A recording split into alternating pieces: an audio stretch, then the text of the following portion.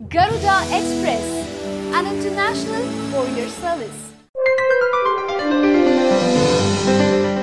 Megastar Chiranjeevi వ్యవహారం AP Congress పార్టీకి పెద్ద తలనొప్పిగా మారింది. ప్రజారాజ్యం అధినేతగా ఆయన్ను కాని పార్టీలోకి తీసుకొస్తే క్రౌడ్ ఫుల్లింగ్ కు డోకా ఉండదని, ఆయన చరిష్మాతో బండి లాగించొచ్చని అభిప్రాయం వ్యక్తమైంది. చిరు మీద ఎన్నో ఆశలతో ఆయన్ను పార్టీలో కలిపేసుకొని ఆయన కోరినట్లే పదవులు ఇచ్చిన కాంగ్రెస్ పార్టీకి ఇప్పుడు ఆయన చుక్కలు చూపిస్తున్నారట. పార్టీ పవర్లో ఉన్నప్పుడు నేతలతో టచ్లో ఉంటూ అధినాయకత్వం దగ్గర హడావుడి చేసిన చిరు కేంద్ర మంత్రిగా బాధ్యతలు నిర్వర్తించిన సంగతి తెలిసిందే. చివరకు రాష్ట్ర విభజన విషయంలోనూ పార్టీ పక్షాన్ని ఉన్నారే కానీ తనను నమ్మిన తెలుగు ప్రజల పక్షాన ఆయన నిలవలేదన్న సంగతి తెలిసిందే.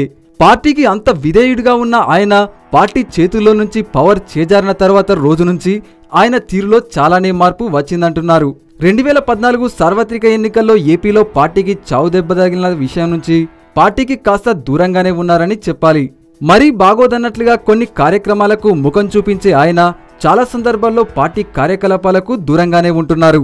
ఎందుకలా అన్న ప్రశ్నకు ఇటు కాంగ్రెస్ నేతలు సమాధానం చెప్పలేకపోతున్నారట. తాజాగా అలాంటి పరిస్థితే మరోసారి ఎదురైంది.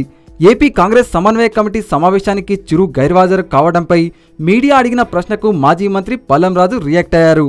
అనివార్య కారణాలతోనే చిరు రాలేదని, ఆయన వేరే పనుల్లో బిజీగా ఉన్నట్లు సమాచారం ఇచ్చినట్లుగా చెబుతున్నారు. చిరంజీవి కాంగ్రెస్ పార్టీని వదిలి ఎక్కడికి వెళ్లరని, ఇతర పార్టీలో చేరతారన్న వార్తలు ఊహాగానాలేనని పల్లంరాజు అన్నారు. ఆయన మాటలు విన్న వారిలో కొందరు మాత్రం అవును, చిరంజీవి ఎక్కడికి వెళ్లరు, అలా అని పార్టీలోనూ పాలు పంచుకోరు, ఆయన ఉన్నా లేనట్లే ఉంటున్నారని కాంగ్రెస్ నేతలు సుర్రుమంటూ గునుక్కుంటున్నారు. హాయ్ యోయో వ్యూవర్స్, సబ్స్క్రైబ్ చేసేటప్పుడు అక్కడ ఉండే గంట సింబల్ ను ప్రెస్ చేయడం మర్చిపోవద్దు.